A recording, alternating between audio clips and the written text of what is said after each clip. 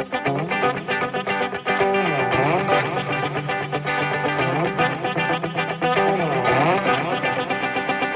everybody, it's Ali here from Apples to Zucchini Performance Nutrition for Nutrition Tip Tuesday. Today's topic is sodium. What is it and how much do I need? So sodium, you may know as a more familiar term, salt. So sodium chloride makes up our table salt. It comes in different forms in ingredients lists, like sodium citrate, for example. Essentially, sodium gives that salty flavour, and we can add it to our food, or it can already be in foods. Sodium tends to be higher in processed foods, so packaged foods. If we're predominantly eating fresh ingredients, fresh foods, whole foods, chances are they're going to be low in sodium. What's the big deal? Why am I talking about sodium? So the National Health and Medical Research Council, NHMRC, sets an upper limit of intake. So this is the level of intake at which most of the population should aim to stay under in order to make sure that health outcomes are improved. So the main health outcome that will be affected by increased sodium intake is blood pressure. So you're putting pressure on your blood vessels, and over time that can lead to not only hypertension, which is high blood pressure, but other negative health outcomes. So staying under 2,000 milligrams is that upper limit. What does that look like? That's 2 grams of sodium. It doesn't mean it's 2 grams of salt. What does it look like? I encourage you to go and have a look at a product in the supermarket, like a Lean Cuisine Healthy Choice, a frozen meal, or baked beans, for example, that aren't salt reduced, or you can compare both. And what you'll find is that these products are being preserved, and so they have added sodium, and they also have added sodium to make them taste good. You won't find that obviously on a banana, because there's no nutrition panel and it's a natural fresh food. But the sodium on your nutrition panel is usually the last ingredient or the second last, but it's down the bottom of that nutrition panel, and you can see the amount per serve. Have a look at how much you're having of something. If it's a tin of baked beans, it'll usually be 1 serve if it's one that size. So you can have a look at per serve how much sodium intake you're having from that. And if you quoted for the day is 2,000 milligrams, a tin of baked beans might be close to, you're going to quote me, I'm just going to say the wrong thing, but it might be around 700 milligrams or something like that. Cup of soup is another really good example of a high sodium intake.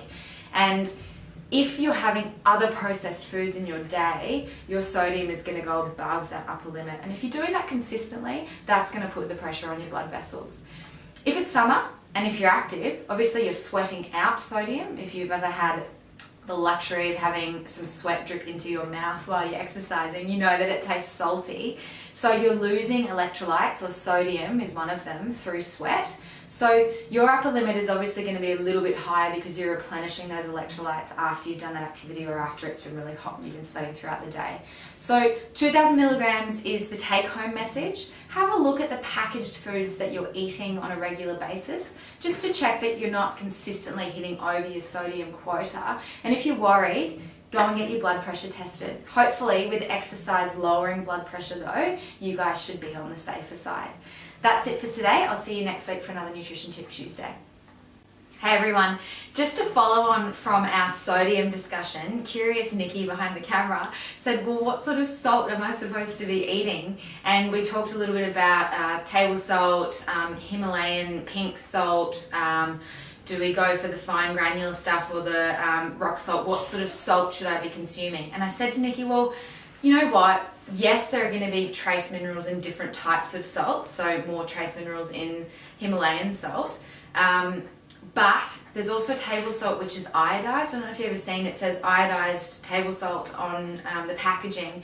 And iodine is a mineral that a lot of Aussies are really low in. So they iodize it on purpose so that we're just getting more of that mineral when we're adding salt to food.